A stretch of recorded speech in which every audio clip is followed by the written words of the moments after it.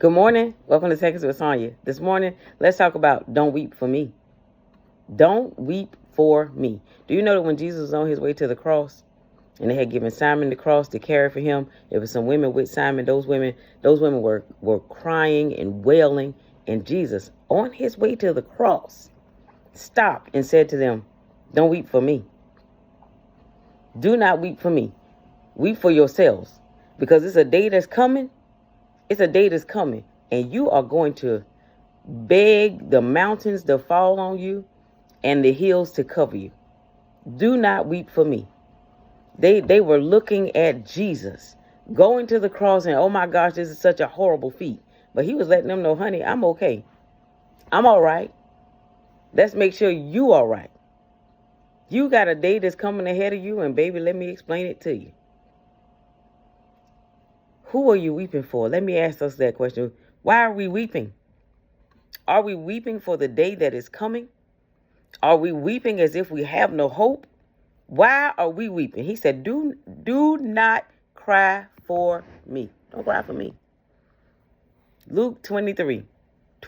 We're going to read verses 26 through 31 in the New Living Translation. It says, as they led Jesus away, a man named Simon, who was from Cyrene, happened to be coming in from the countryside. The soldiers seized him and put the cross on him and made him carry it behind Jesus. A large crowd trailed behind, including many grief-stricken women. But Jesus turned and said to them, daughters of Jerusalem, don't weep for me, but weep for yourselves and for your children. For the days are coming when they will say, fortunate indeed are the women who are childless, the wombs that have not borne a child, and the breasts that have never nursed. People will beg the mountains, fall on us,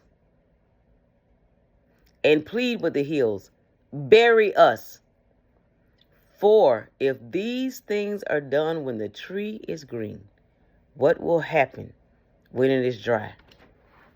Listen, y'all, we got some times ahead of us. We see some of them. He said this happened while the tree is green. What do you think gonna happen when it's dry? He said, listen, right now it's like a slow burn, but it's gonna speed up. It's gonna get quicker, and y'all gonna see some things a whole lot faster. Destruction is coming, and we got to be ready. We got to know who we are, whose we are, where we stand, and we don't have to weep like we don't have a hope. They were weeping for Jesus because he was going to the cross. He was going to the cross to save us. But all they could see in that moment was, oh my gosh, they're taking my Savior. They're going to kill him. And they didn't even realize he can't be killed. He cannot be killed. That's why we weep for those that don't know him, those that are outside the ark of safety, because we know that if they don't come in, we know what their life is going to be, because they are going to have an eternal hell in which they live in. And nobody wants that for them. But some people it seems like you can't stop them. But I want you to be like my grandma used to sing that song, keep on praying. The Lord is nigh, and he'll hear your cry. Keep on praying. But do not weep. Don't weep. Jesus said, don't weep for me. You crying for me? No, baby, you need to be crying for yourself. Don't weep for me. Do not weep for me. He was on his way to the cross, and he stopped long enough to give them some encouragement and tell them of the things that were going to come. He knew what was coming to him. But he wasn't even concerned about himself in that moment. He was concerned about them. Remember, he's fully God, fully human at this time. He's on his way to a cross. And I don't know about you, but I think that if I'm on my way to the cross, I'm getting ready to be crucified. I know that they're getting ready to put them nails through my hands and through my feet. I don't know if, truthfully, I just don't know if I would have the time to ask them. I might have said, shut up. Just shut up. I don't want to hear that. But he was still gracious. He was still kind. He's still loving. Don't cry for me. I'm all right. I'm all right. But a day is coming.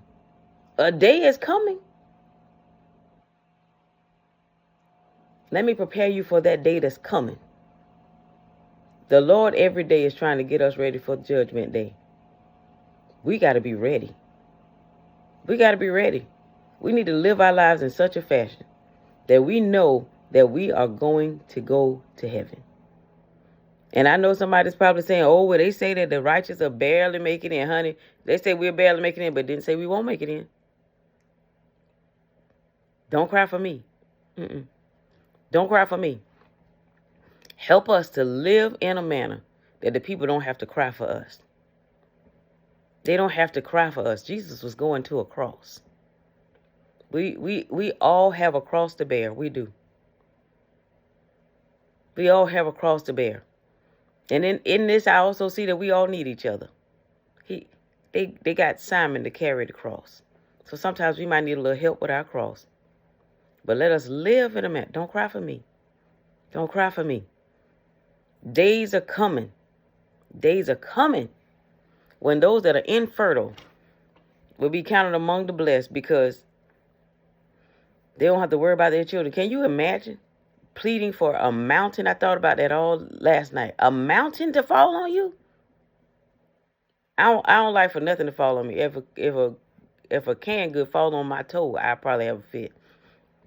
A mountain? You know how big a mountain is? You want the hills to bury you.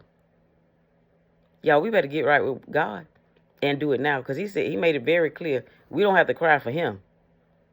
We need to weep for ourselves for these days in which we are going to live.